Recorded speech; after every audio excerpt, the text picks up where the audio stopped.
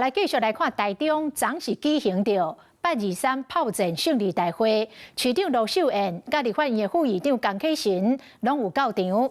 當時兩個人是手牽手大進場，主持人大聲喊當選。結果民進黨的議員周永鴻來炮轟，講盧秀燕甲823的紀念活動舞甲親像國民黨的造勢大會，實在唔是款。盧秀燕面對着批評，並無回應。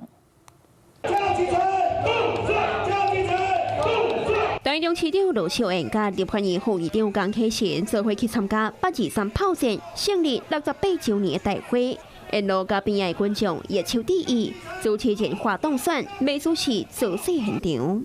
有人在搞台獨，使得我們的國家面臨戰爭的風險。因為台中是重點，總統來的4次，我們能夠讓台獨的人拿下台中嗎？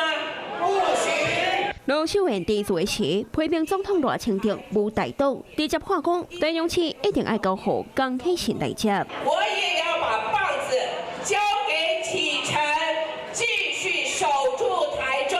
江啟臣當選，江啟臣當選。江啟臣會以823的精神打贏這一場勝仗，接棒只許成功，不許失敗。一個當機，一個倒頭，配合甲正大吧。為民一獻光，台中市民進黨議員周永鴻特別講，明明是咧慶祝823炮戰勝利的活動，卻無敢那唱國民黨的造勢大會。但盧秀燕發言宛如是國台辦的發言人一樣啊，那江啟臣更誇張，竟然把一個紀念活動當成造勢大會，大喇喇的在講這個接棒台中，真的是不倫不類。823的昨天紀念大會，有人質疑說像是藍營的造勢大會，你覺得呢？面對追問，盧秀燕悄悄無回應。